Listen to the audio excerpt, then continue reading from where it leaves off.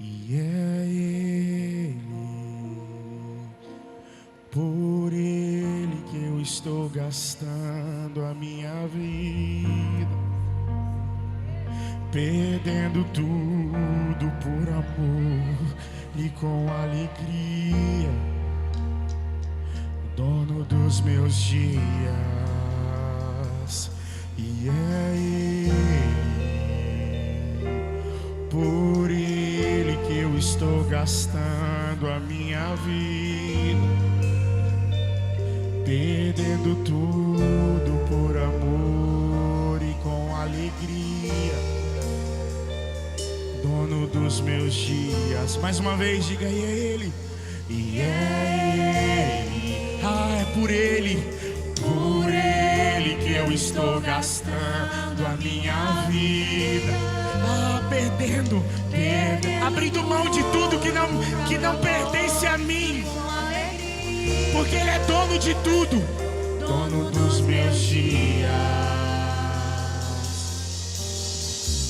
Estou preparando um caminho, endireitando as veredas, e cada vez mais diminuindo, porque importa que Ele cresça. Nele o meu prazer está. Eu não sou digno de desatar as suas sandálias. Nele a minha vida está, e eu caminho com a certeza de que Ele virá. Vamos juntos! E é Ele, por Ele que eu estou gastando a minha vida, perdendo tudo por amor e com alegria, dono dos meus dias. E é Ele, por Ele que eu estou gastando a minha vida, perdendo tudo por amor e com alegria, dono dos meus dias. E Ele virá, soberano em poder. Ele virá, Ele carrega o governo. e o governo está Vejam, Ele traz consigo a sua recompensa. E Ele virá, soberano em poder. Ele virá, e o governo está vejam, Ele traz consigo a sua recompensa.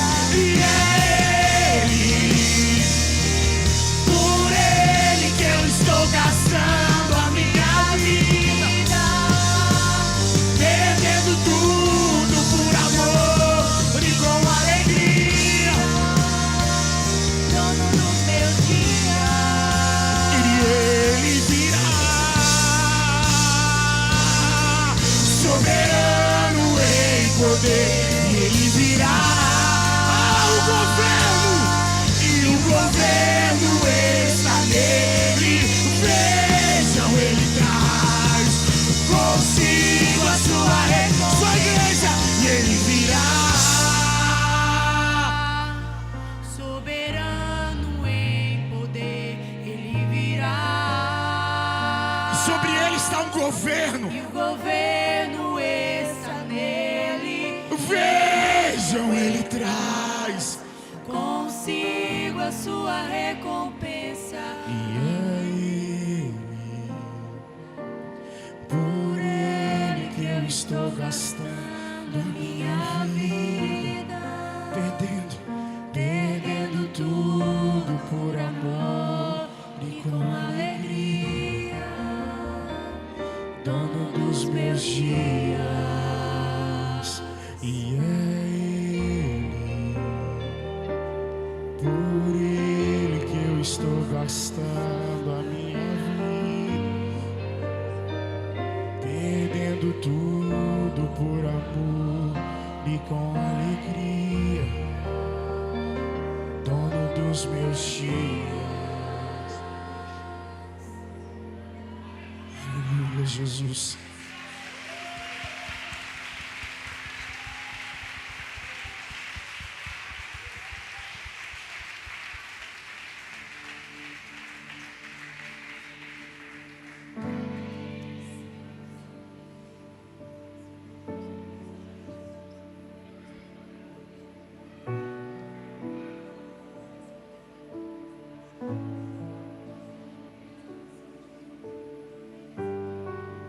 Nós te adoramos, Jesus.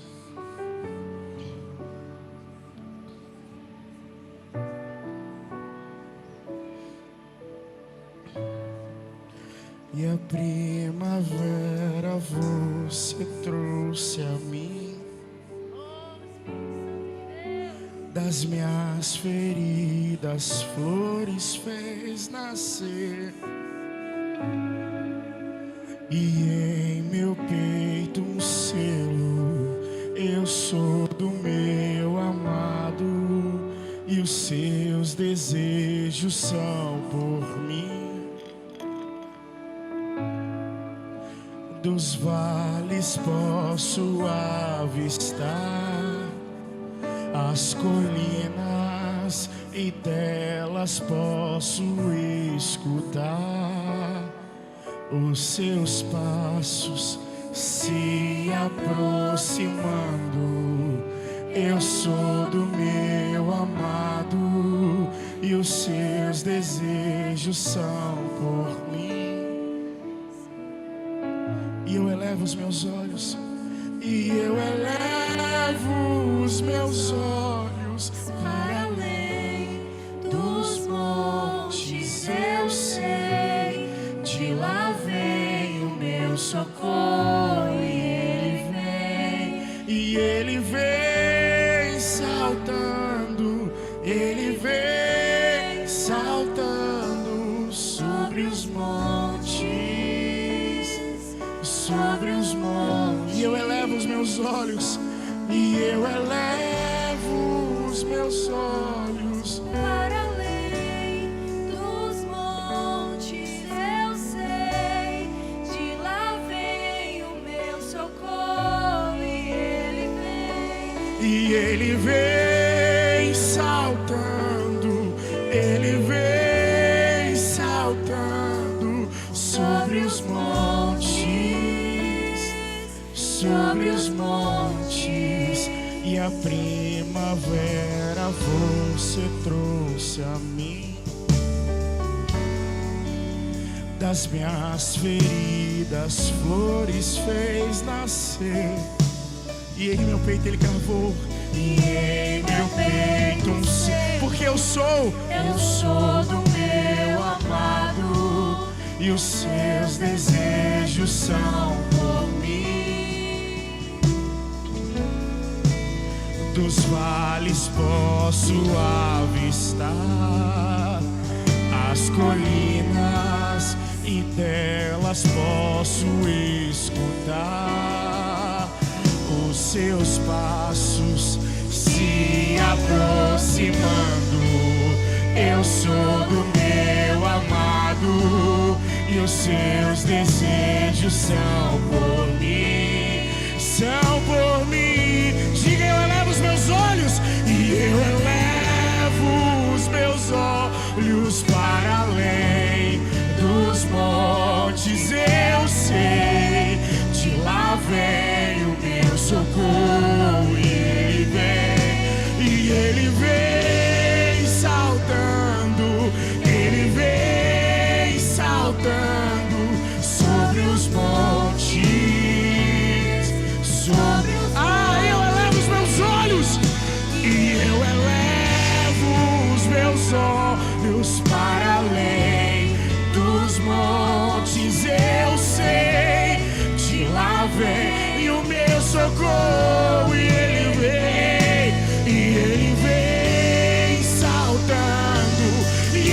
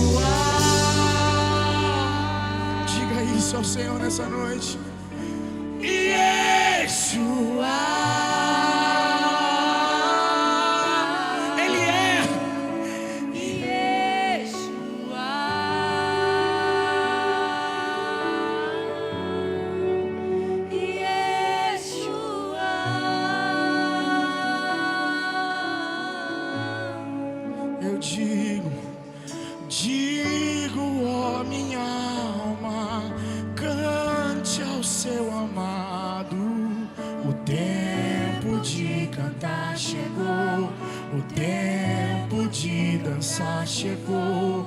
Digo, ó minha alma, cante ao seu amado.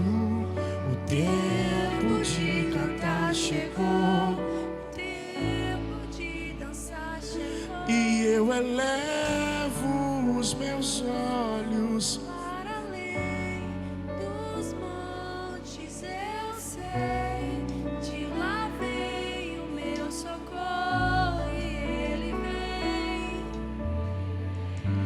Saltando, saltando sobre os montes, sobre os montes, Yeshua.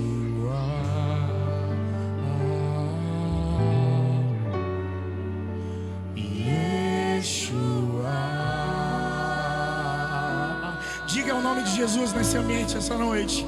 Yeshua.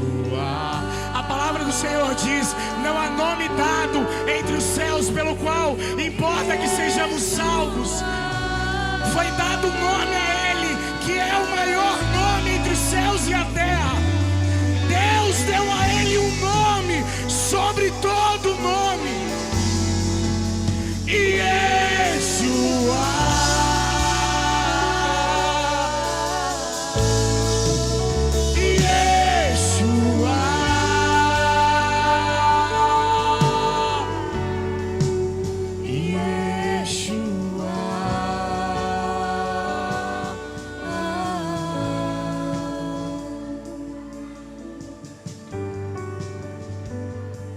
Aplauda o nome de Jesus, nome acima de todo nome no céu e na terra. O Cordeiro é digno. Amém. No mesmo espírito de adoração, você pode sentar só um minutinho. No mesmo espírito de adoração, nós continuamos celebrando ao Cordeiro, agora através das nossas ofertas. O texto de 2 Coríntios, no capítulo 9, a partir do verso 7, é o texto célebre do momento de ofertório. Geralmente a gente usa esse texto. A palavra do Senhor fala que cada um contribua segundo propôs no seu coração, não com tristeza ou por necessidade, porque Deus ama ao que dá com alegria. Eu queria um pouco da atenção de vocês nesse momento. Esse texto aos Coríntios, o apóstolo Paulo, ele está escrevendo, e a gente sempre usa esse texto para falar sobre o momento do ofertório. Esse texto, na verdade, ele é casado com o capítulo anterior, com o capítulo 8. O apóstolo Paulo, ele está levantando uma oferta a ser enviado para a igreja de Jerusalém. E ao conversar nessa carta com os coríntios, o apóstolo Paulo, ele vai falar, no capítulo 8 você vai ver isso, que os macedônios já tinham doado. E na verdade os coríntios iriam completar essa oferta a ser enviada para Jerusalém. O detalhe que o apóstolo Paulo vai utilizar no capítulo 8 é que os macedônios eram um grupo religioso, era o grupo ali daquela cidade, e era um grupo que eles eram desprovidos financeiramente. E o apóstolo Paulo vai dizer, ele mesmo na sua fraqueza, eles mesmo na sua necessidade, eles fizeram questão de ofertar. E aí quando o apóstolo Paulo está falando aos coríntios, que provavelmente era um povo que tinha uma condição de fé melhor, ele usa o exemplo dos macedônios que tinham menos e que fizeram questão de ofertar, para ensinar aos coríntios e para ensinar a igreja de hoje que nós precisamos contribuir. A contribuição, ela nada tem a ver com a bênção do Senhor sobre nós, o que a gente vai dar para Deus nos dar em dobro. Não é nada disso. O que o apóstolo Paulo está falando o tempo todo é sobre um coração generoso. É um coração que entende o reino de Deus. Se o nosso coração estiver no lugar certo, a gente vai entender e a gente vai ofertar ao reino de Deus. O apóstolo Paulo, ele vai usar nesse versículo que a gente deu, não com tristeza ou por necessidade. Muitas vezes nós vemos usar textos como esse, o momento de ofertório, para tocar no coração da pessoa, para ela doar por necessidade. Não, nós doamos porque o Senhor já proveu para a nossa casa, para o nosso lar. Deus é um Deus provedor. Nós vemos na história de Israel e na história da igreja um Deus que proveu para o seu povo. é um Deus que provê para o seu povo. Então, quando nós estamos aqui celebrando nesse momento de ofertório, nós o fazemos com a consciência de que o reino de Deus ele precisa avançar. E o reino de Deus avança na história através de um povo que é generoso. Sempre foi assim. Eu falei no primeiro episódio do Incomparável Jesus, eu demonstrei a cada um de vocês, dos irmãos que estavam aqui naquele dia, que o povo de Deus, ele, quando sai do Egito, ele sai com alguns despojos, né? Ou de ouro, prata, muitas coisas que eram dadas, que foi dada ao povo de Deus para ele na fuga, né, do Egito. A gente sabe o que aconteceu, o povo passou pelo Mar Vermelho, tudo aquilo aconteceu. E você vai ver que o povo de Deus utilizou todos esses despojos que foram entregues lá no Egito, que eram para celebrar, que era para construir a Arca da Aliança, né, futuramente os locais de adoração a Deus. A primeira coisa que o povo de Deus fez com os despojos que Deus permitiu que aquele povo tivesse, foi um bezerro de ouro. Isso nos fala muito. Isso nos fala que quando nós não entendemos a bênção que o Senhor nos dá no meio financeiro, nós começamos a construir ídolos em nosso coração. Nós fazemos do dinheiro um ídolo. Nós muitas vezes temos sempre aquela mentalidade que vai nos faltar, porque na verdade nós somos governados pelo dinheiro, e a igreja precisa aprender que nós não somos governados pelo dinheiro, nós somos governados por Jesus. E quem nos provê, quem provê para cada um de nós é Jesus. Quem conhece todas as nossas necessidades é Jesus. E é com essa consciência que nós ofertamos. Não com um Deus que é um Deus de barganha, mas é um Deus que nos conhece, nos deu, que nos ama. Os nossos filhos, para quem tem filho, os filhos, Miguel, não vai chegar para Danilo e falar assim: ó pai, e aí, será que vai dar no final do mês aí para comprar? Não, ele sabe que ele tem um pai provedor.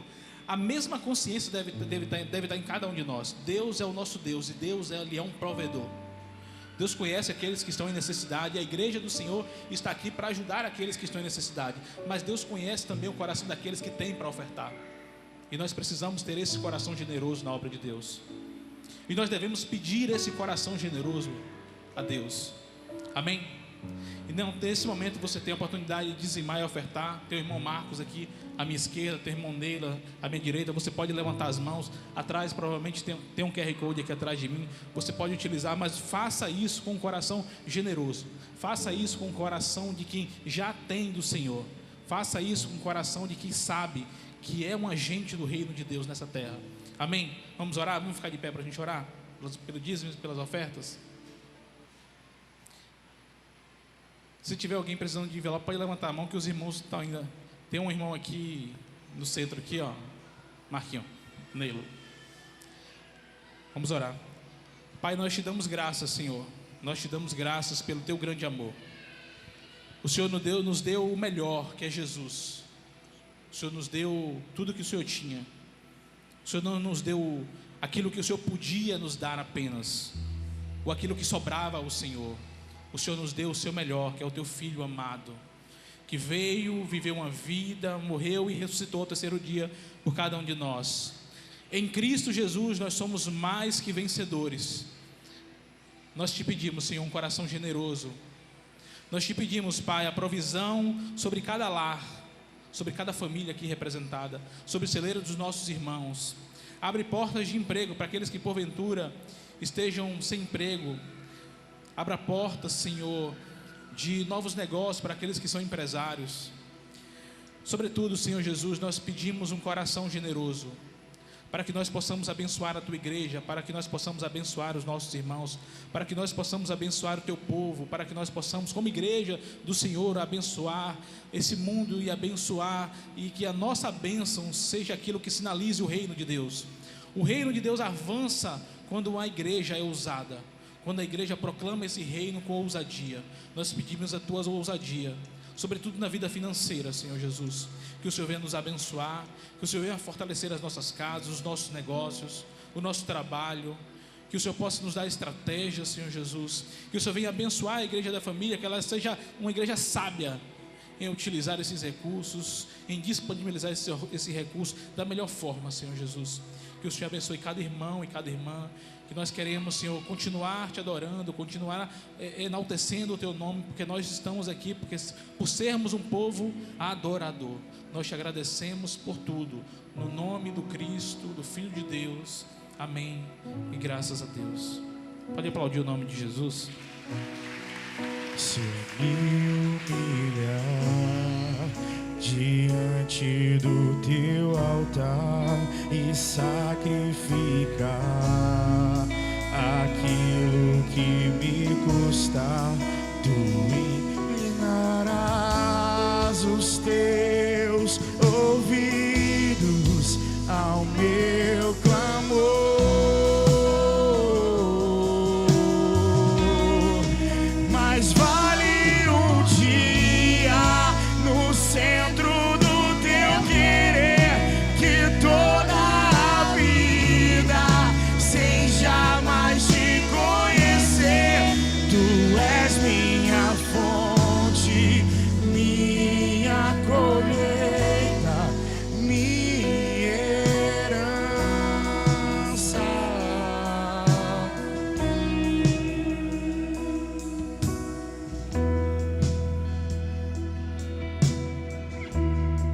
Se eu me humilhar diante do teu altar e sacrificar aquilo que me custar, tu inclinarás os teus ouvidos ao meu clamor. Mas vale um dia no centro do teu querer, que toda a vida sem jamais te conhecer. Tu és minha fonte, minha colheita, minha herança. A minha fonte, a minha fonte é o teu amor, a minha colheita é o teu amor, a minha herança é o teu amor.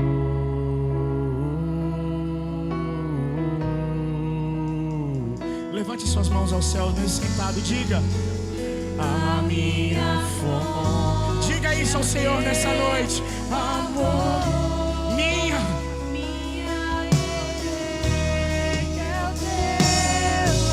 A nossa herança, minha herança é o teu amor. Se eu me humilhar diante do teu altar e sacrificar aquilo que me custar, tu inclinarás os teus ouvidos ao meu clamor.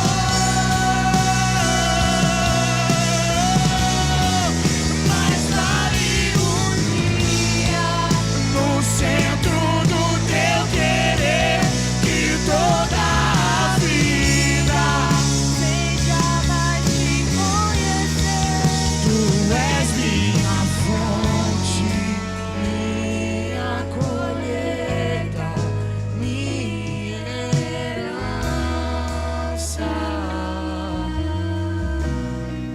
Tu és minha fonte, minha colheita, minha herança. Tu és minha fonte, minha colheita, minha herança.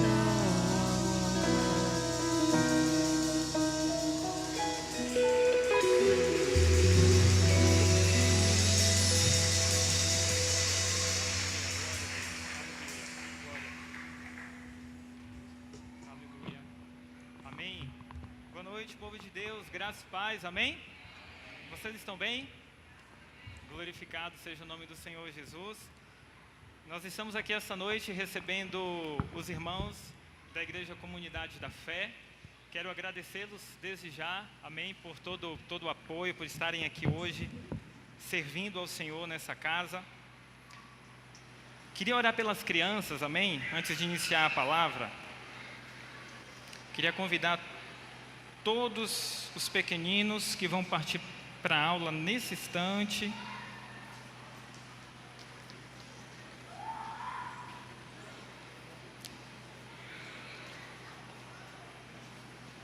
E você que é pai, tem seu bebê de colo, você pode trazê-lo, amém? Também, você que está grávida e quiser vir também, vamos orar. Mesmo sentados aí onde vocês estão, vamos estender a mão, vamos orar pelas crianças essa noite? Amém? Amém? Vamos orar, crianças? Amém? Amém. Senhor, aqui está os teus pequeninos, a tua palavra diz que deles é o reino dos céus e que nós possamos nos fazer como crianças. Deus, que o Senhor possa guardar, que o Senhor possa proteger cada criança. Deus, que a mão do Senhor esteja sobre a vida delas, sobre a vida dos seus pais, dos professores que logo estarão ensinando elas, mais uma aula. Deus, que o Senhor as proteja de toda influência do mal, toda seta maligna. Deus, de toda ideologia contrária que o mundo tenta incutir na cabeça dessas crianças. Que o Senhor guarde os seus corações, guarde as suas mentes, em nome de Cristo Jesus. Amém. E graças a Deus. Amém. As crianças podem ir, amém, sem correr. E você que é uma criança maior, que vai ficar aqui para o momento da palavra, eu queria que você abrisse a sua Bíblia no livro de Zacarias, capítulo de número 9. Como o pastor Tiago falou no início, na abertura do culto, esse mês de abril, nós passamos todo o mês falando acerca do incomparável Jesus.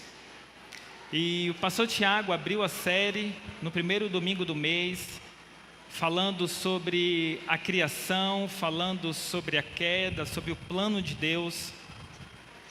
No segundo domingo, estive ministrando sobre o Cristo que estava contido na lei, nos profetas. No terceiro domingo, domingo passado, nós estávamos aqui no momento da cantata da Páscoa. Foi um momento extraordinário, lindo, e que também aponta para Jesus, para esse incomparável Jesus. E hoje nós vamos finalizar a série desse mês de abril. E se você conseguir olhar toda a trajetória das mensagens, você vai ver que a gente falou de criação, queda, a gente falou da lei que apontava para o Cristo que haveria de vir e que veio, se fez realidade entre nós. Falamos da sua morte, da sua ressurreição no domingo passado, e hoje nós vamos aprender sobre a sua segunda vinda. Nós vamos aprender um pouco do retrato de Cristo e sobre a sua volta, a sua segunda vinda à terra. Amém? Quantos acharam o texto? Zacarias capítulo 9, verso de número 9. Caso haja alguém sem Bíblia do seu lado e você puder compartilhar a palavra do Senhor, aqui no telão também, o mídia vai estar colocando.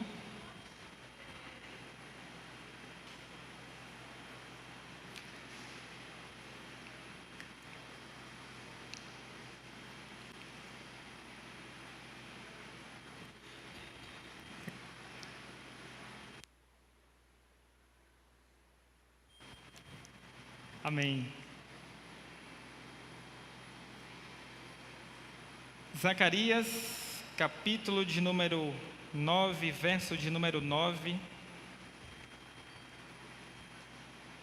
Diz assim a palavra do Senhor: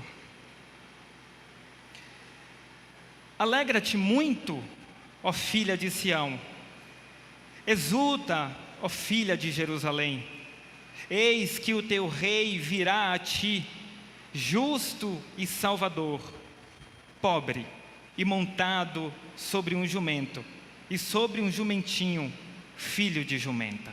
Amém? Só esse versículo. Vamos orar ao Senhor? Feche os seus olhos onde você está. Pai, aqui está a Tua palavra, que é viva e eficaz e útil para todo ensino.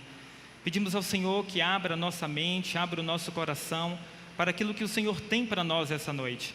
E que nós possamos sair daqui regozijados com a Tua palavra, em nome de Cristo Jesus. Amém e graças a Deus. Amados, essa profecia que Zacarias escreve, nitidamente fala acerca de Jesus.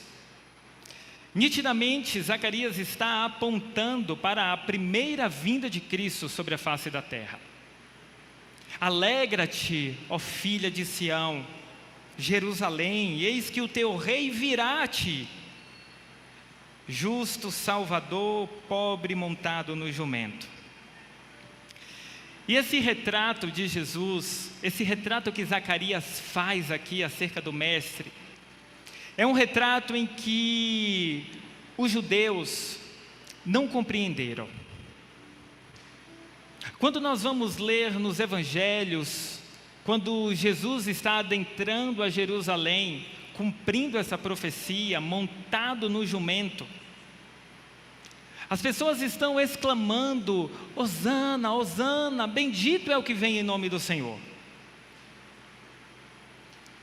Mas os judeus esperavam, mais do que alguém entrando em Jerusalém sobre um jumento, os judeus esperavam alguém com um poderio militar.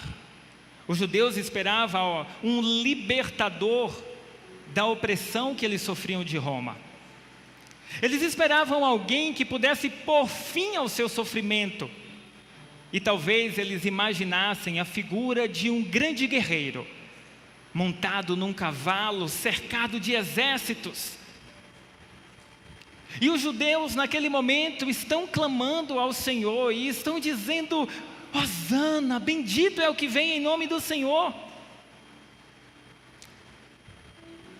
Mas logo quando os judeus se frustram com Jesus, porque eles esperavam ver em Jesus uma figura diferente do qual eles estavam vendo, essa mesma multidão que ora está aclamando o nome de Jesus, é a mesma multidão que posteriormente, comprada, está dizendo: crucifica-o. E esse Cristo libertador que Zacarias descreve, ele vem quebrando todos os padrões da época. Ele vem tirando, ele vem derribando todos os conceitos. Talvez os judeus esperassem que logo mais Jesus pudesse vestir suas indumentárias reais. Talvez os judeus esperassem que logo mais, ao invés de um jumento, ele estivesse montado num cavalo como um guerreiro. Mas não foi assim. Cristo vem quebrando todos os padrões. Cristo não nasce dentro de um palácio, mas ele nasce numa manjedoura. E isso nos traz uma reflexão importante, e eu queria abrir aqui um parêntese sobre isso, sobre a manjedoura, porque o fato de Jesus nascer ali nos ensina bastante. Isso fala da simplicidade de Jesus. O Filho de Deus, o Todo-Poderoso, Criador dos céus e da terra, envia o seu Filho, não para nascer num palácio real, mas ele envia o seu Filho para nascer numa manjedoura. Isso fala da humildade do Senhor. A manjedoura, ela refere-se a um lugar usado para alimentar os animais. E na cultura dos tempos bíblicos, geralmente era feito de madeira, de pedra, e ali se abrigava os animais. Essa passagem nos retrata a simplicidade do Rei dos Reis, a simplicidade do Senhor. A falta de um lugar na hospedaria fez com que Jesus se hospedasse que Maria e José se hospedassem na manjedoura e tivessem Jesus ali. A escolha de Deus em permitir que Jesus nascesse nesse lugar e não em uma casa de luxo, em um palácio real, revela verdades profundas que nos conectam com o propósito da vinda de Cristo a essa terra. E em primeiro lugar, a manjedoura nos fala, como acabei de citar, ela nos fala sobre humildade e simplicidade. A manjedoura, o lugar onde Cristo foi concebido, Ele que é Rei dos Reis e Senhor dos Senhores, escolheu nascer de uma forma humilde, em uma situação adversa. E essa escolha revela uma coisa importante para nós. O reino de Deus não está baseado em riquezas, em poder ou em luxo. O reino de Deus não está baseado no status, mas o reino de Deus está baseado no amor e no serviço, porque Ele veio nascer numa manjedoura, num lugar totalmente improvável. Foi aonde Jesus nasceu, nos mostrando que esse que é Rei de Reis é humilde, e nos ensinando a ter um coração humilde, uma atitude humilde. Não podemos servir a um rei que é humilde com soberba, orgulho ou prepotência. Temos que ser humilde como Ele é. O convite de Jesus em um determinado momento dos evangelhos foi: vinde a mim, vós que estáis cansados e sobrecarregados, e eu vos aliviarei. Tomai o meu fardo, que é o quê? Leve. E aprendei de mim, que sou manso e humilde. O rei é humilde. Nós, como seus servos, precisamos também ser humildes. O segundo ponto em que a manjedoura nos ensina é que ali era um lugar de acesso para todos. Diferente de um palácio real, onde a entrada era restrita, o rei, os súditos do rei, a guarda real, as pessoas autorizadas pelo rei entravam, mas não qualquer um. A manjedoura nos fala desse acesso para todos. Diferente do palácio e das suas restrições, o estábulo aonde Jesus nasceu, todos poderiam ir lá. Pastores, homens simples, viajantes, como descreve em Lucas, capítulo de número 2, verso 8. O Cristo que veio, Ele não veio para os seus, porque a Bíblia diz que Ele veio para os seus, mas os seus o rejeitaram. E agora todos nós temos acesso a esse Senhor. A manjedoura também nos fala de um acesso liberado para todos nós em Cristo Jesus. Nós temos acesso a Ele. A manjedoura nos fala também de algo que parece muito diferente, mas que está contido ali. A manjedoura estava no estábulo que era lugar de alimento para os animais. A manjedoura está relacionada à alimentação. E foi nesse lugar que o pão da vida nasceu. Foi nesse lugar que o pão da vida, que nos alimenta espiritualmente, foi concebido. Assim como o alimento na manjedoura sustentava os animais, Jesus veio ao mundo para ser um alimento espiritual da humanidade. Então hoje, Eu não sei qual a fome que você tem. Eu não sei qual é a sede que tem a sua alma. Mas o Cristo que um dia habitou entre a humanidade é um Cristo que veio com acesso para todos e veio trazer alimento que traz vida, veio trazer água que traz vida. E nós temos acesso a esse Rei, nós temos acesso a esse Deus, porque Ele veio para esse propósito.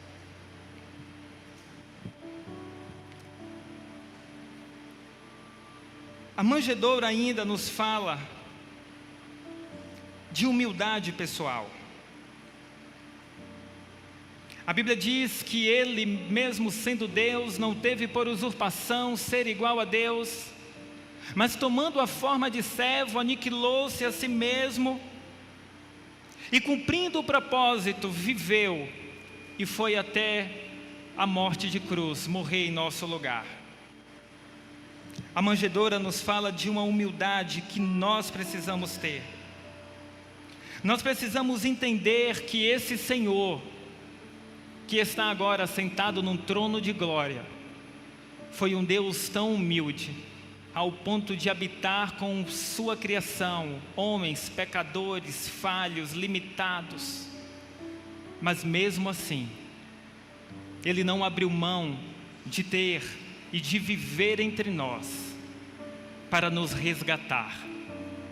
Se você lembra aí do segundo domingo, você vai lembrar da mensagem do Deus resgatador. Então nós precisamos ter uma humildade pessoal, assim como foi o nosso Senhor. Nós precisamos ter uma simplicidade de coração, e não estar agarrado às coisas materiais. Jesus poderia ter nascido em outro lugar, irmão. Ele era filho de Deus. Jesus poderia ter escolhido o melhor palácio da época. Jesus poderia ter vindo e nascido no lugar mais pomposo, mais luxuoso e mais nobre de todos. Ele podia, mas Ele prefere a manjedoura, nos mostrando a simplicidade, nos mostrando que nós temos que nos abster das coisas desse mundo que nos separam dEle, e ter um coração de servo. A manjedoura nos ensina a viver de forma simples e com o coração livre das vaidades desse mundo. Jesus nos convida a focar no que realmente importa: a comunhão com Deus e servir ao próximo. Mas ainda mais, a manjedoura nos fala sobre acolhimento. A manjedoura estava aberta para Jesus, enquanto a hospedaria estava cheia e fechada e não tinha lugar para Ele. E isso nos faz refletir algo importante. Será que a hospedaria do nosso coração tem lugar para receber o Rei da Glória? Será que a nossa vida tem lugar para receber o Senhor? Ou será que a hospedaria do nosso coração está tão ocupada com as coisas desse mundo, tão cheia com as coisas desse mundo, que não pode receber o Rei dos Reis?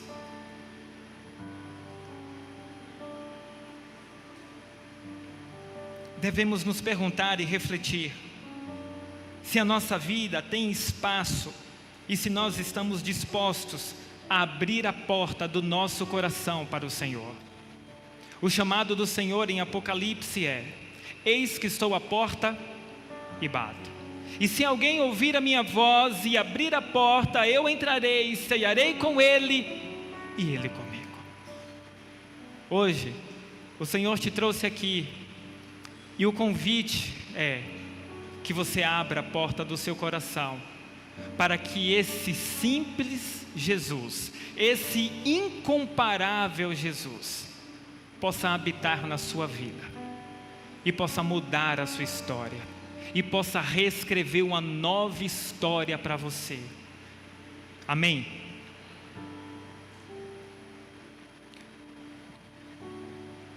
A manjedoura nos lembra de abrir os nossos corações para Cristo, assim como aquele estábulo o acolheu. E que nós possamos refletir sobre um chamado, o nosso chamado para viver uma vida de simplicidade, humildade e disposição para receber o Senhor, para receber o próximo na nossa hospedaria. Esse incomparável Jesus vem de uma família simples. Ele é filho de José, o carpinteiro. Ele é filho de Maria, uma simples mulher.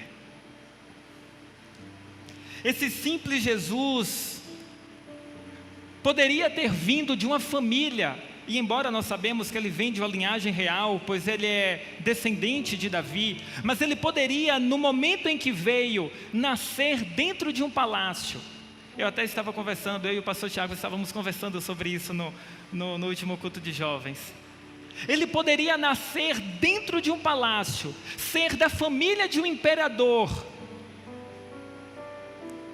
Ele poderia, irmãos, estabelecer o seu reino eterno no momento que ele veio, através de uma família real.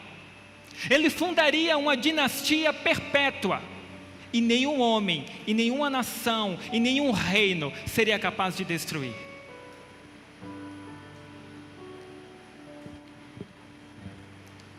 Mas ele escolhe nascer de uma virgem, ele escolhe ser filho de um carpinteiro.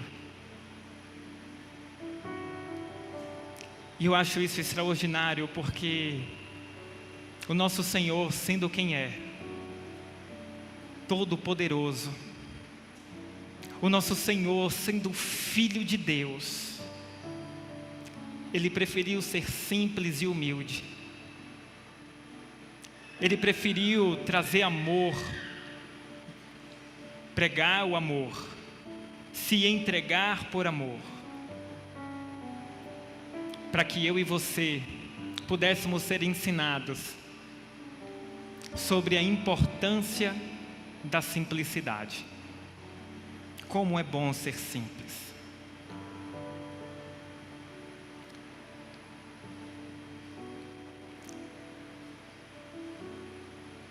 Mas a manjedoura em si, ela não carrega apenas um fundo bonito que nós vemos nos cenários do Natal, no final do ano.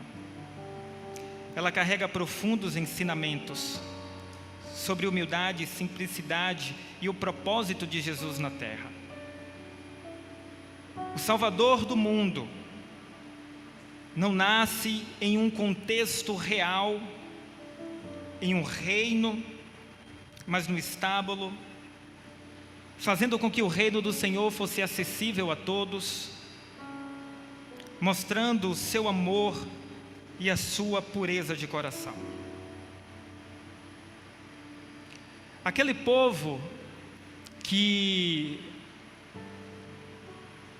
estava aclamando Jesus na entrada de Jerusalém, se você conhece a história, você vai lembrar que Jesus nem jumento tinha, o jumento que ele pegou foi emprestado. E então Jesus vai entrando em Jerusalém, as pessoas não têm ali coisas preciosas para jogar aos pés de Jesus ou por onde ele passava, mas palmeiras foram usadas, as roupas de alguns foram usadas para fazer caminho para o Senhor montado no jumento. Esse Jesus estava ali,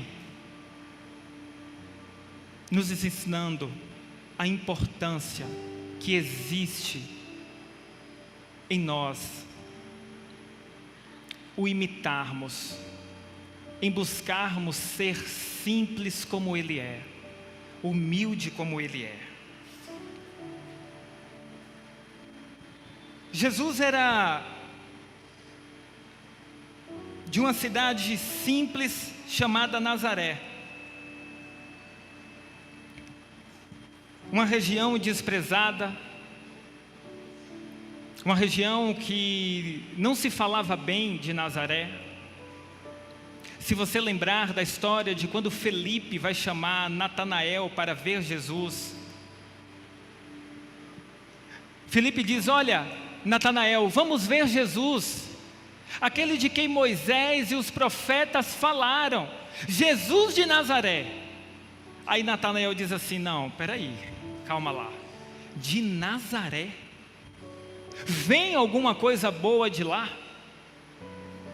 Até no seu nome, Jesus era desprezado. Até no seu nome e da região que ele vinha, ele trazia simplicidade.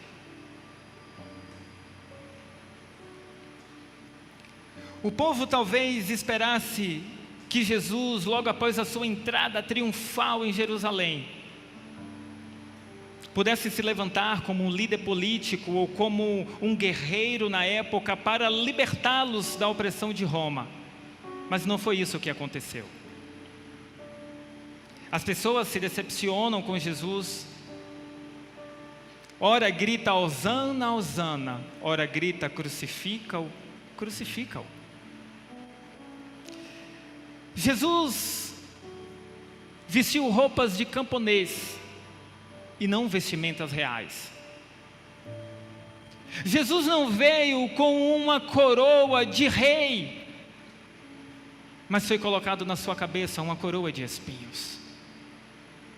Ele não carregava o anel selo, símbolo de autoridade e de poder. Os seus pés não estavam calçados com sandálias prateadas, simbolizando a sua nobreza, mas as suas mãos e pés eram enfeitados com pregos. E todo esse cenário e todo esse retrato, olhando para esse Jesus, as pessoas desprezaram. As pessoas abandonaram, porque não era atrativo olhar para esse Jesus. Não era atrativo servir a esse Jesus. Não era bom servir alguém que estava indo para a cruz, para uma morte vergonhosa.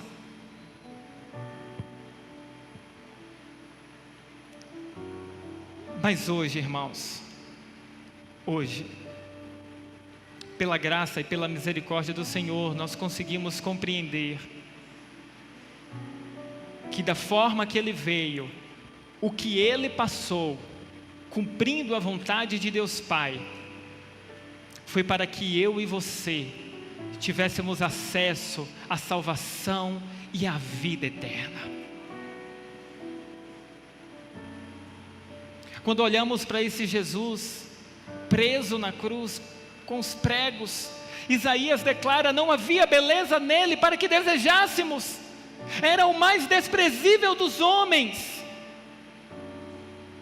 Quando nós olhamos para esse retrato, nós conseguimos compreender a dimensão do amor de Deus, a disposição na entrega de Jesus Cristo, para que hoje você pudesse olhar para Ele e encontrar nele vida, e encontrar nele um sentido para a sua história, e encontrar nele simplicidade e humildade, nos ensinando a não ter um coração altivo, soberbo, mas a sermos simples como Ele foi.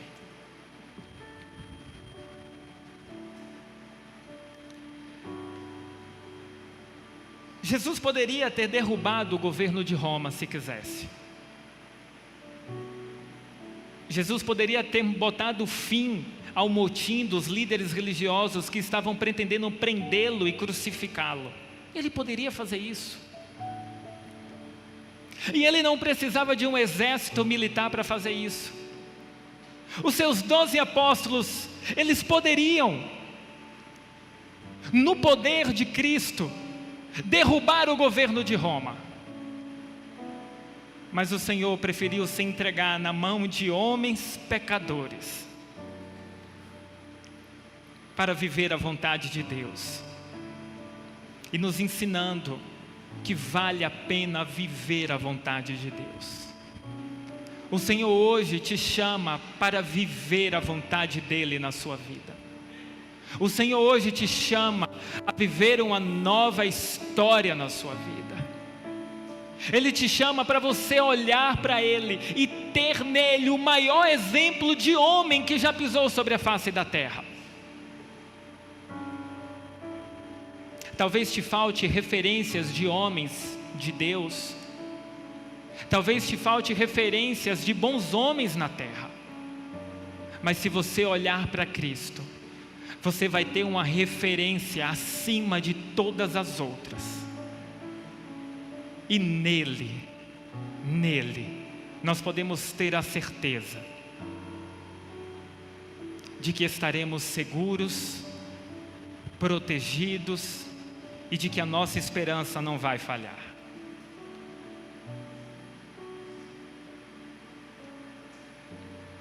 Jesus preferiu a simplicidade. Jesus preferiu se entregar na cruz. O incomparável Jesus nos mostra que não há ninguém como Ele. Enquanto os homens estão buscando poder, glória, fama, status, posição, enquanto nós muitas vezes estamos buscando essas coisas, porque o nosso coração é vaidoso, é enganoso, o Rei dos Reis nos mostra tudo ao contrário, tudo de ponta cabeça.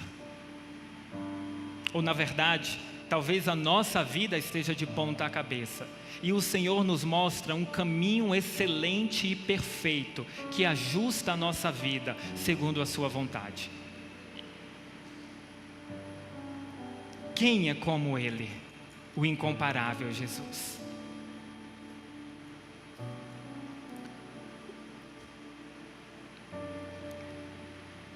Quem é como Ele? Você consegue refletir sobre essa dimensão e sobre essa grandeza de que não há ninguém como Ele, de que não há ninguém como o Senhor. O salmista no Salmo 113, verso 5, vai fazer essa pergunta: quem é como o Senhor? Quem é como esse, que sendo dono de tudo, abre mão? Quem é como esse, que sendo santo, santo e santo, vem viver no meio de pecadores? Quem é como esse, que é Deus eterno, existia antes da criação do mundo, o Todo-Poderoso, mas que se coloca em carne? Quem é esse? Quem é como Ele, que sofreu as nossas dores? Quem é como Ele, que pagou o preço dos nossos pecados? Quem é como Ele, que tomou a cruz em nosso lugar? Quem é como Ele, que tomou os pregos em suas mãos e seus pés em nosso lugar? Quem é como Ele, que passou pela vergonha que era para nós? Quem é como Ele, que foi humilhado em nosso lugar? Quem é como Ele, que morreu para que nós tivéssemos vida? Quem é como Ele? Ninguém, nenhum outro Deus, nenhum outro Senhor. Ninguém é como Ele. Ele é incomparável, incomparável.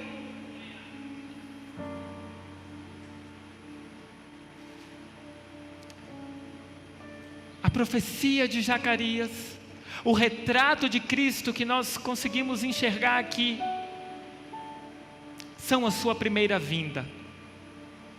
Mas agora, vamos partir para a segunda vinda do Senhor.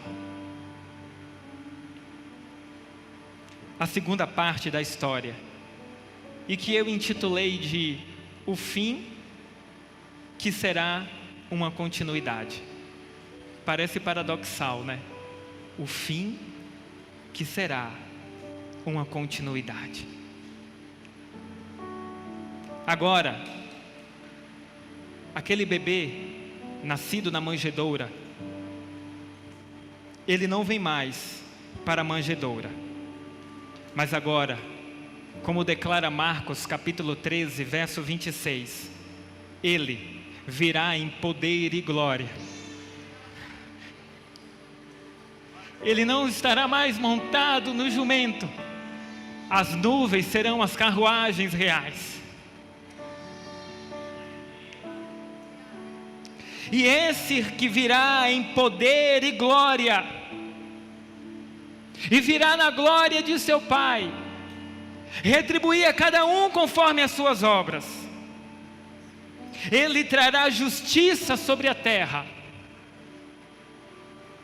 não a justiça que nós conhecemos, não a justiça dúbia que nós vemos por aí, não a justiça que cambaleia para o lado que dá mais, mas Ele trará uma justa justiça sobre a terra. Ele saciará a fome e sede que nós temos de justiça. Ele virá e sobre toda a terra, sobre vivos e mortos, Ele estabelecerá a justiça. Paulo, em 2 Timóteo capítulo 4, o chama de o justo juiz. Ele é justo. Ele é justo. Ele virá agora não mais para ser pregado numa cruz, mas Ele virá agora como Ele veio como Salvador, mas agora Ele vem para salvar definitivamente a sua igreja e o seu povo. Ele vem para resgatar de uma vez por todas os seus santos de um mundo corrompido, caído e depravado. Ele vem de uma vez por todas para nos tirar desse sistema caído, desse sistema que não tem mais jeito. Ele vem nos salvar.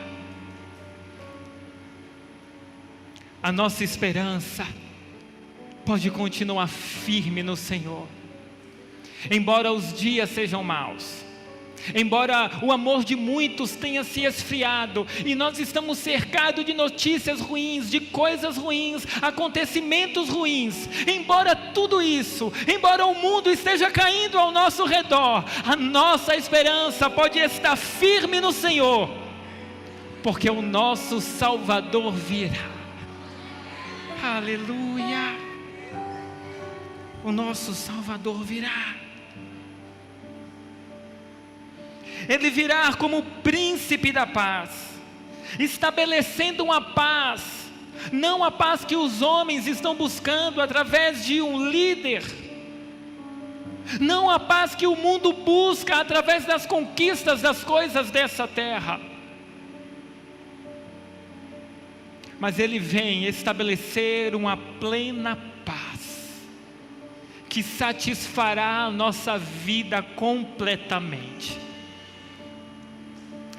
Mas hoje, ainda hoje, se você entregar a sua vida e o seu coração a Jesus, você já pode começar a viver essa paz, porque a Bíblia nos diz que Ele nos dá a paz que excede todo o entendimento humano. Hoje, você pode começar a desfrutar de uma paz em Cristo Jesus. A segunda vinda de Cristo talvez assuste muitos, porque de verdade o cenário da vinda é forte, é espantoso.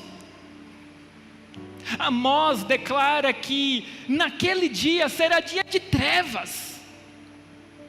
Pedro declara em 2 Pedro, capítulo de número 3, que nesses dias os céus arderão em fogo, a terra arderá em fogo, ela vai ser desnudada, e tudo o que nós conhecemos será desfeito.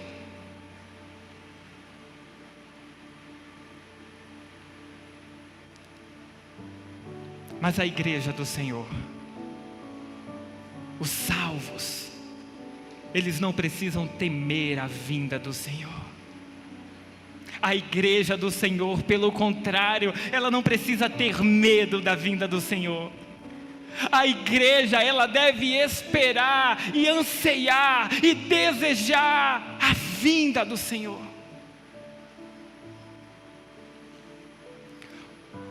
O meu desejo é que o Espírito Santo esteja gerando em você uma expectativa pela volta do Senhor. O meu desejo é que no seu coração comece a brotar um desejo pela volta do Filho de Deus. O meu desejo é que no seu coração comece a arder pela espera do Senhor. Porque nós não podemos abandonar isso, irmãos. Nós não podemos deixar de desejar a vinda do nosso Rei. Mas a grande verdade é que nós estamos tão preocupados com as coisas desse mundo. Estamos preocupados com o amanhã, estamos preocupados com a empresa, passar no concurso público, passar na faculdade, construir a família, construir um império. E o nosso coração deixou de arder pela volta do Senhor. O nosso coração precisa voltar a arder pela volta de Cristo. Mas o problema é que nós e a nossa mentalidade se tornou uma mentalidade terrena. Mas Paulo em 2 Coríntios capítulo 4 declara: fixemos os olhos não naquilo que se vê, mas naquilo que não se vê.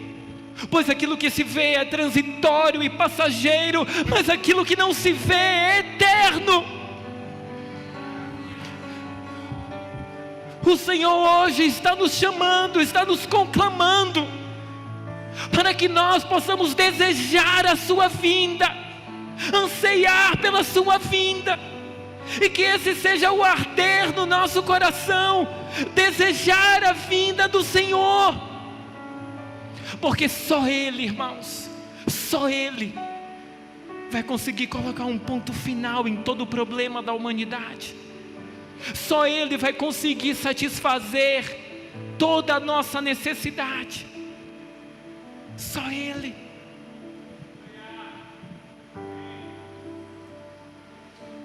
Nesse dia,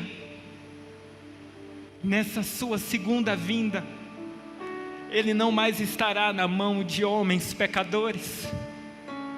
Mas a Bíblia diz que naquele dia os seus inimigos serão como estrado para os seus pés.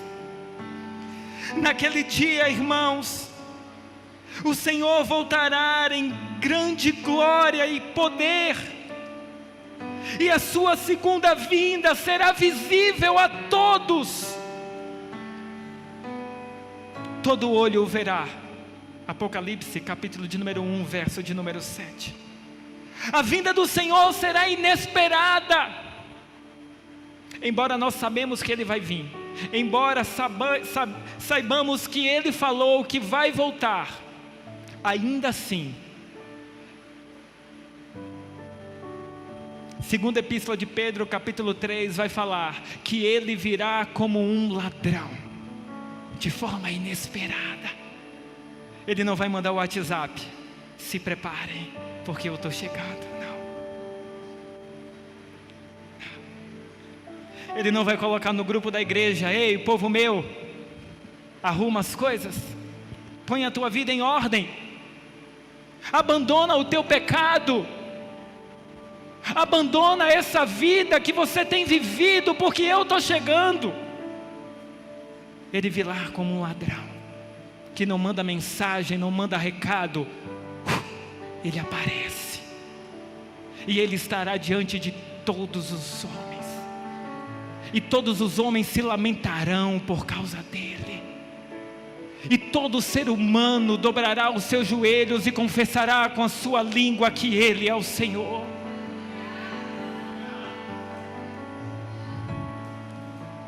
A vinda de Cristo será inevitável. Pedro também fala isso no capítulo 3. Será inevitável. Alguns na época se levantam e dizendo assim: mas cadê a promessa da sua vinda que não se cumpriu? Amados, a vinda dele, assim como se cumpriam na primeira, se cumprirá na segunda. Aquele que vem virá e não tardará. Aquele que vem virá.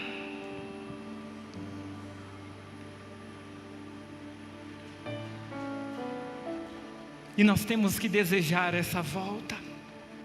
Nós temos que voltar os nossos olhos para o Senhor de forma rápida. Rápida. Não, amanhã eu penso sobre aceitar Jesus, amanhã eu penso sobre essa coisa de ser crente, amanhã eu ponho a minha vida em ordem. Não, hoje, agora, nesse momento, o Senhor está te chamando a pôr tua casa em ordem, a pôr tua vida em ordem, porque aquele que vem virá, e Ele virá como o justo juiz, que vai retribuir a cada um conforme as suas obras, quer sejam boas, quer sejam más.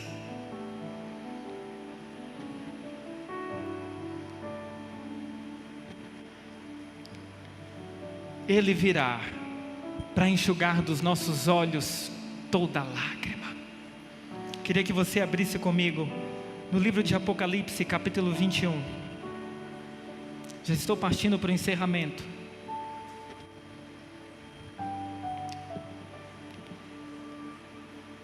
Ele virá para restaurar todas as coisas. E embora as coisas desse mundo muitas vezes nos entristeçam, embora as coisas desse mundo muitas vezes nos decepcionem, mas que nós possamos fazer como o profeta, como diz o escritor de Lamentações, capítulo 3, verso 21, que nós possamos trazer à memória aquilo que nos dá esperança.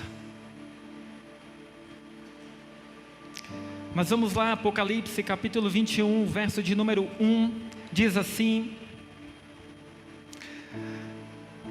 E vi um novo céu e uma nova terra, porque já o primeiro céu e a primeira terra passaram, e o mar já não existe. E eu, João, vi a cidade santa, a nova Jerusalém, que descia do céu, preparada como uma esposa adornada para o seu marido. E ouvi uma grande voz do céu que dizia: Eis o tabernáculo de Deus está entre os homens, pois Ele habitará com eles, e eles serão o seu povo, e o mesmo Deus estará com eles e será o seu Deus. E Deus limpará e enxugará dos seus olhos toda lágrima, e não haverá mais morte, nem pranto, nem clamor, nem dor, porque as primeiras coisas já são passadas. E o que estava sentado no trono disse: Eis que faço nova todas as coisas. E disse-me: Escreve, porque essas palavras são verdadeiras e fiéis. Talvez a sua esperança seja de dias melhores aqui na terra. Talvez a sua esperança seja que as coisas melhorem progressivamente. Mas o Senhor nos chama para olhar para essa promessa e depositar nessa promessa a nossa esperança, os novos céus, a nova terra, aonde nós não mais lamentaremos por causa das dores desse mundo, das perseguições desse mundo, dos problemas desse mundo, aonde não mais nos entristeceremos ao ponto de chorar, de derramar lágrimas, aonde a gente não vai mais sofrer com a partida dos entes queridos. Nesse lugar não haverá mais dor, nem choro, nem desespero, nem frustrações. Nesse lugar não haverá mais lutas. Nesse lugar não haverá dor para consumir a nossa alma. Nesse lugar não haverá mais decepções que nos deixam cabisbaixos. Nesse lugar o próprio Senhor estará nos enchendo com a sua presença eternamente, e diante dele nós estaremos pelos séculos dos séculos e para sempre. sempre, adorando, prostrados diante do Rei dos Reis e do Senhor dos Senhores. Eternamente nós estaremos diante do Rei da Glória. A segunda ordem já passou, as coisas desse mundo vão passar, a dor vai passar, meu querido, a luta vai passar, e a nossa esperança precisa estar no Senhor, a nossa esperança precisa estar nele. Precisamos olhar para ele, voltar o nosso coração para ele, voltar a nossa vida para ele.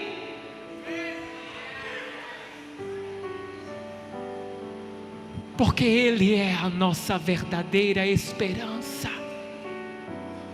Ele é a nossa verdadeira esperança.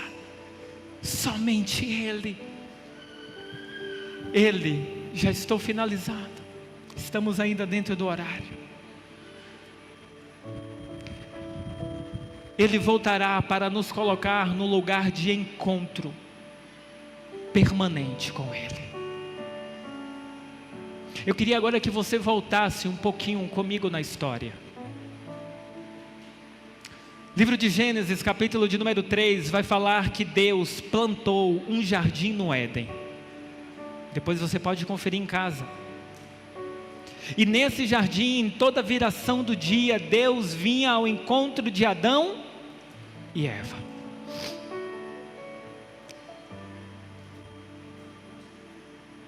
Aí em João, capítulo de número 20, quando Cristo já estava morto, já havia sido sepultado, e Maria, as duas Marias vão lá ao sepulcro de Jesus e não encontram o corpo de Jesus, ficam desesperadas.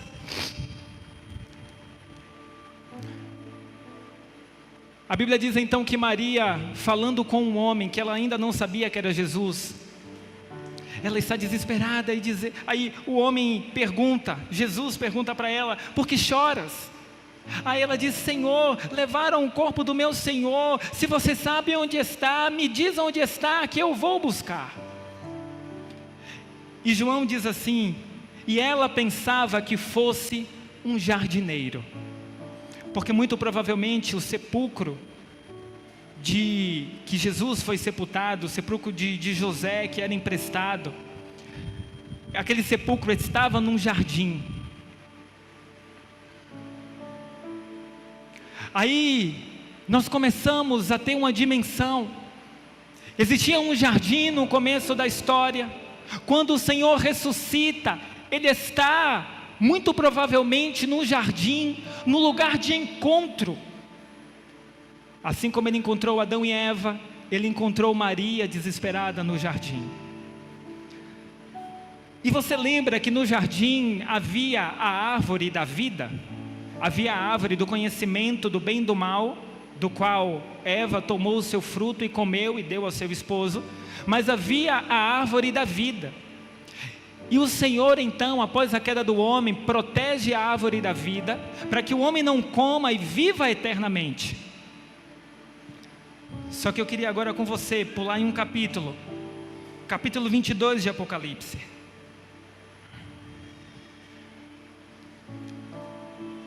E embora aqui não esteja descrito, mas a árvore da vida, ela nos remete a esse jardim.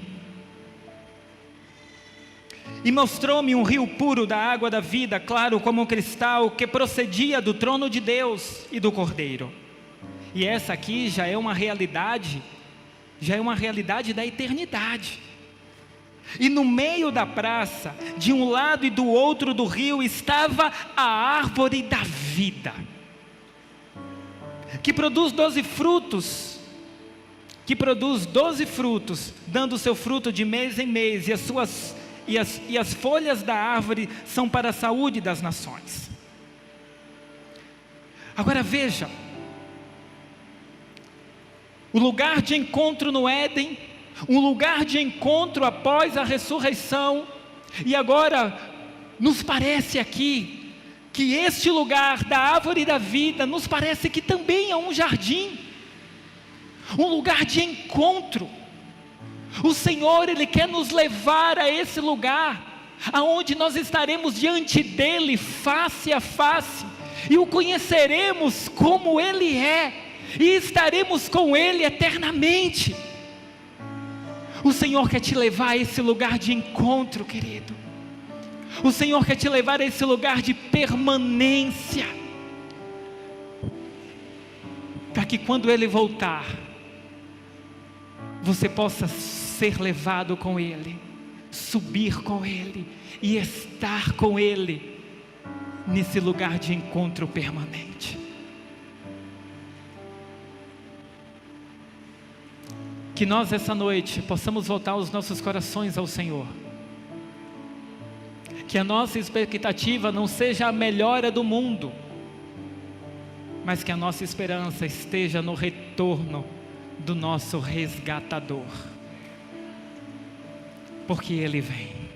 Eis que vou para o Pai vos preparar um lugar, e voltarei e vos levarei para mim mesmo, para onde eu estiver, estai vós também. Aleluia. Vamos orar ao Senhor. Vamos nos pôr de pé na presença de Deus.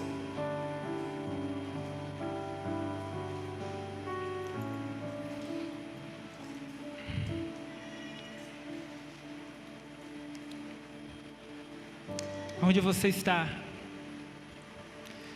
feche os seus olhos e medite na letra desse hino que vai ser ministrado nesse momento.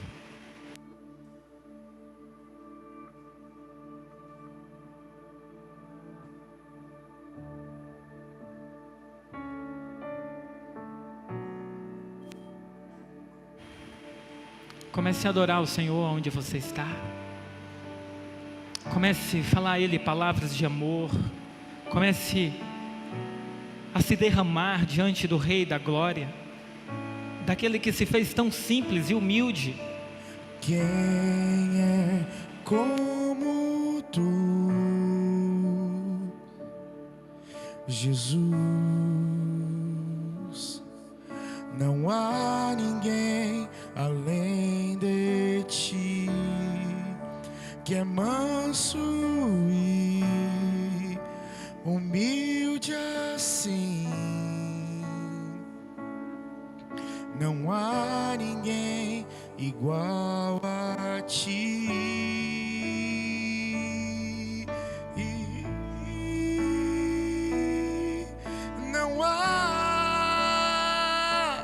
Não há igual, maravilhoso, admirável, tão sublime, glorioso. Tua presença é mais desejável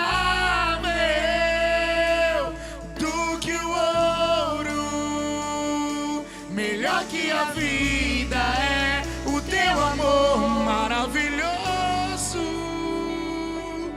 admirável, tão sublime, glorioso. Tua presença é mais desejável Do que o ouro, melhor que a vida é o teu amor.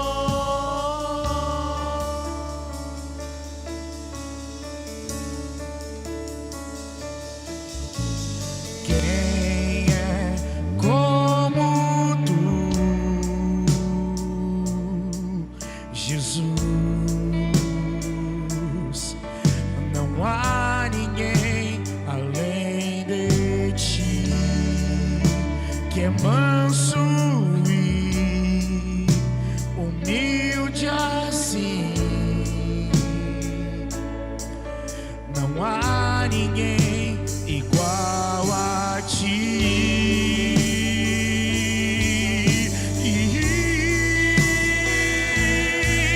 Não há igual, maravilhoso, admirável, tão sublime,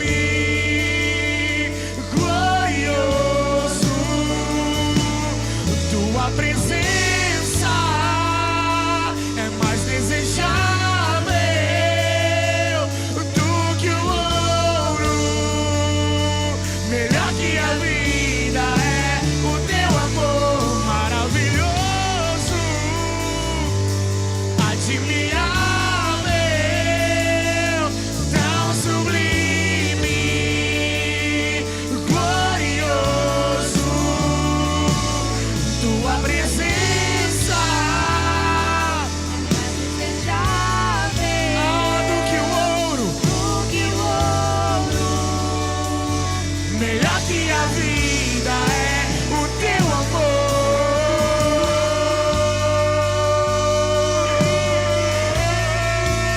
Melhor do que a vida.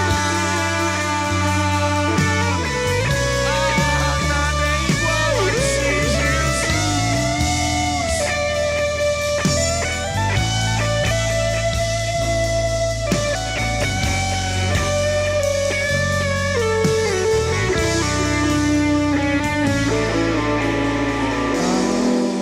Como espero o dia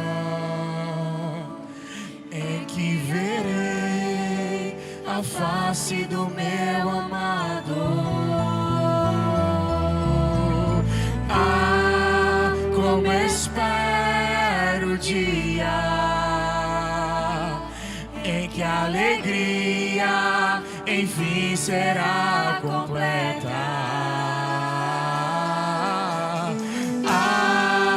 Como espero o dia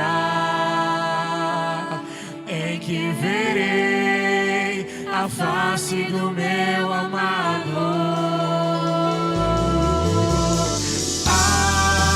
Como espero o dia em que a alegria enfim será completa. Diga nessa noite. Como espero o dia em que eu verei a face do meu amado. Como espero o dia em que a alegria enfim será completa.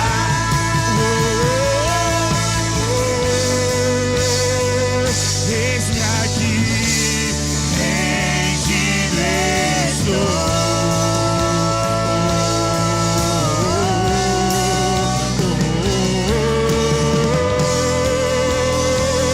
Eu sou teu e tu és meu.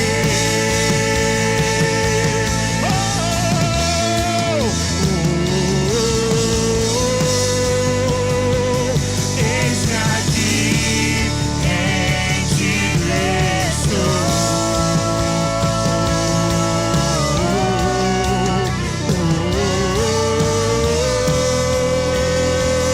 Eu sou teu e tu és meu.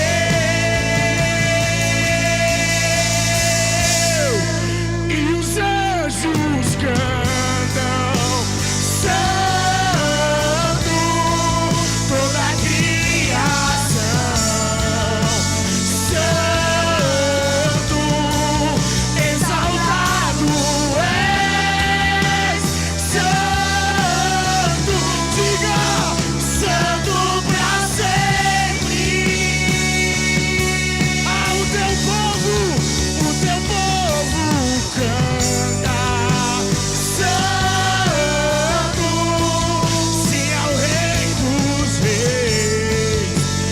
Santo, tu sempre serás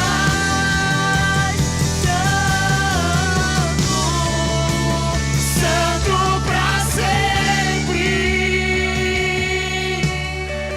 Teu nome é mais alto, teu nome é o maior, teu nome é sobre todo. Aleluia! Glória a Deus! Aleluia! Nós aplaudimos ao nome do Cristo. Louvado seja o nome do Senhor Jesus. Aleluia! Glória a Deus! Glória a Deus! Tome o seu assento por um instante. Amém. Quero mais uma vez agradecer a presença do Ministério de Louvor da Comunidade da Fé. Que Deus abençoe a vida de todos vocês. Muito obrigado por estarem aqui. São amigos, são parceiros no reino do Senhor. Amados, queria saber nesse momento, aqueles que nos visitam pela primeira vez aqui na Igreja da Família, É o visitante de primeira viagem que nós chamamos aqui. Existe alguém aqui, nesse lado, que nos visita pela primeira vez? Amém. A irmã aqui. Amém. Tem uma irmã aqui na frente. A gente tem uma lembrança para você. Seja bem-vinda, querida. Mais alguém? Não? Amém. Alguém aqui nos visita pela primeira vez aqui no centro? Amém. Tem uma família ali atrás. Amém. Uma família ali atrás. Sejam bem-vindos. Que Deus abençoe a vida de vocês, queridos. Nessa parte do meio, alguém nos visita? Olha, que legal. Sejam bem-vindos. Deus abençoe. Vocês podem só levantar a mão de novo, só para o pessoal ver vocês? Amém. Tem duas irmãs aqui na frente. Amém. Pessoal ali, sejam bem-vindos. Do meu lado direito cá, alguém que nos visita pela primeira vez? Amém. Tem um casal aqui na frente. Levanta a mão de novo. Amém. Amém. Tem mais duas pessoas aqui também. Que Deus abençoe a vida de vocês. Sejam bem-vindos à Igreja da Família. Amém. Amados, na terça-feira nós temos o culto de terça. Amém. Como denominamos aqui, a partir das 7h30. É um culto voltado para a oração. E te convido a fazer parte desse momento. Na quarta-feira nós temos GD, essa semana será no lar, não é isso? É isso, né, pastor? GD no lar, amém. Participe do GD no lar, é um grupo de discipulados. Se você ainda não faz parte, fala comigo, com o pastor Tiago, com a Aline, esposa do pastor Tiago, para a gente te direcionar um GD, amém. Quinta-feira tem uns flechas, os juvenis, na verdade. Tem juvenis na quinta? Alguém pode me confirmar? Tem? Quinta-feira tem juvenis, amém? Vai ser divulgada a casa no grupo da igreja. Sábado nós temos Young House, culto da juventude aqui, a partir das 7h30, amém? Você que é jovem aí, quem é jovem aqui? Deixa eu ver aqui quem é jovem. Rapaz, um bocado de gente nova, se achando velho. Vocês são novos, amém? Mas sábado a partir de 7h30 nós temos culto aqui da juventude. Domingo, culto de celebração ao Senhor. Domingo de manhã é ceia já, né? Domingo de manhã, amém? Ceia do Senhor. A partir das 9h nós nos reunimos aqui para o café da comunhão. É um momento sublime, extraordinário. A gente senta ali no fundo, compartilha de um café. Todo mundo traz alguma coisa e a gente tem um momento de café da comunhão de 9 às 10, de 8h30 na verdade, né? Perdão, de 8h30 às 9h30, e a partir de então a gente inicia o culto e parte para a Santa Ceia. Então domingo, 8h30 da manhã, você é o nosso convidado para estar aqui no Café da Comunhão. E a partir das 18h, culto de celebração ao Senhor. Amém? Amém. Vamos nos levantar, vamos orar ao Senhor, encerrando o culto dessa noite. Antes, diante dessa palavra que foi ministrada aos nossos corações essa noite, você reconhecendo quem foi Cristo, Ele veio, morreu, ressuscitou e vai voltar. Eu queria saber se há alguém entre nós essa noite que queria se reconciliar com Cristo. Se há alguém entre nós essa noite que quer fazer uma aliança com o Senhor. Hoje pode ser um dia crucial na sua vida, meu querido. Hoje pode ser um dia de uma mudança extraordinária na sua vida. Existe alguém em nosso meio que hoje deseja fazer? Aleluia! Glória a Deus! Aleluia! Aleluia! Aleluia! Deus abençoe sua vida, meu querido. Glória a Deus! Glória a Deus! Amém! Amém. Nós vamos orar por ele. Existe mais alguém que hoje deseja confessar Cristo como Senhor e Salvador de sua vida? Você pode vir sem temor, sem medo e sem vergonha, porque nós estamos entre irmãos. Existe mais alguém hoje que quer entregar a sua vida a Jesus? Amém. Vamos orar então por ele.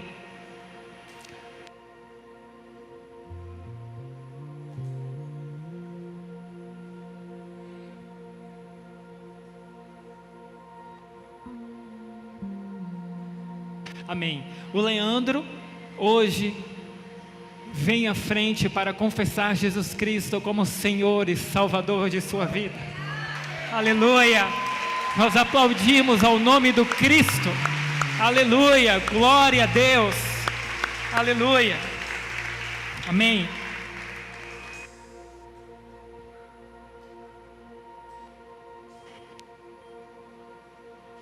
Amados, estenda suas mãos para cá, vamos orar pela vida do Leandro, amém? Senhor, aqui está o teu filho, o Leandro, que hoje, diante de todos os homens, todas as mulheres, todos os teus filhos que estão aqui nessa casa, está hoje dando um passo de fé em direção ao Senhor. Eu peço que o Senhor possa cobrir a vida do Leandro, que o Senhor possa guardar os seus dias sobre a face da terra, que o Senhor venha restaurar todas as coisas na vida do teu filho, porque o Senhor faz nova todas as coisas. Que o Senhor sustente o Leandro em tua presença, que a tua graça e a tua misericórdia esteja sobre a vida dele até a tua volta, e que em nome de Jesus o Leandro possa a cada dia crescer na tua presença em graça e conhecimento, e que todos os dias o seu coração esteja dobrado ao Senhor, para viver uma nova história, para viver o chamado e o propósito que o Senhor preparou para ele, em nome de Cristo Jesus. Eu queria, amém?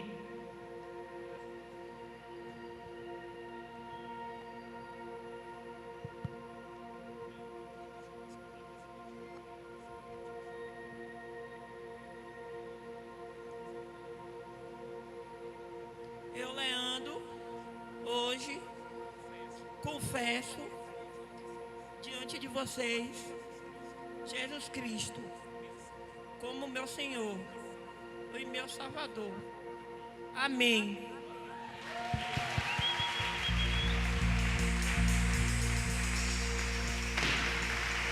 Amém. Glória a Deus. Misericórdia, o microfone caiu. Glória a Deus. Aleluia. Aleluia. Leandro, no final do culto, quero conversar contigo, tá bom? Amém? Louvado seja o nome do Senhor. Vamos orar ao Senhor e agradecer a Ele, porque uma vida se rendeu a Ele. E hoje, a festa nos céus por causa disso. Aleluia.